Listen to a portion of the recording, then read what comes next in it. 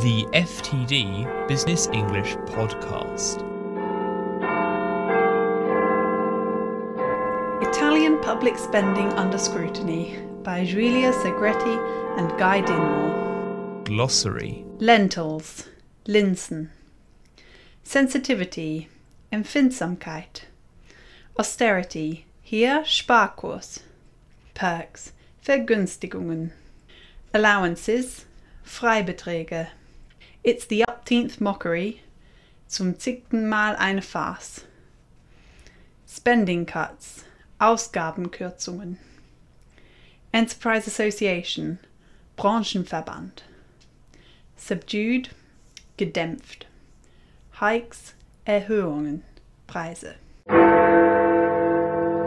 Mario Monti, Italy's technocrat prime minister, celebrated New Year by hosting a dinner for 12 at his official residence, serving, among other things, tortellini and a traditional dish of lentils and boiled sausage.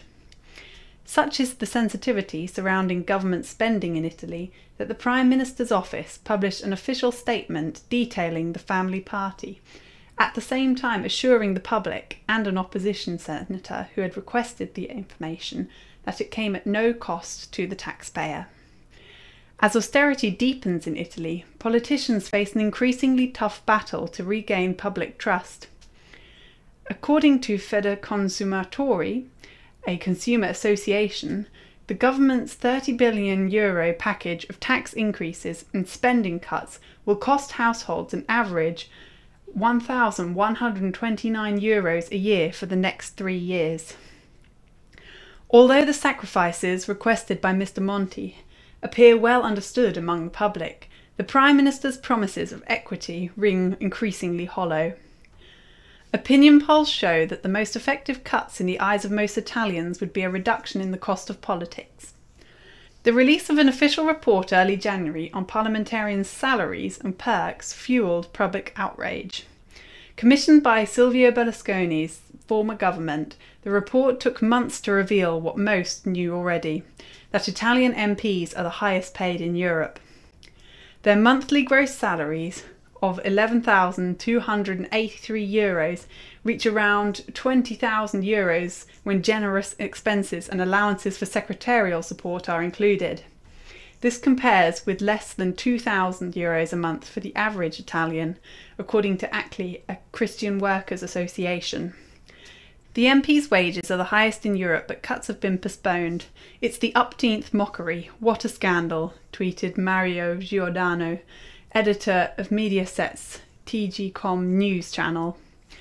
Noting media reports that in theory a parliamentary stenographer could earn €250,000 a year, more than the King of Spain, James Woolston, political scientist at the American University of Rome, said the majority of Italians used to tolerate legalized theft because they hoped to benefit from it as well. No longer, he added.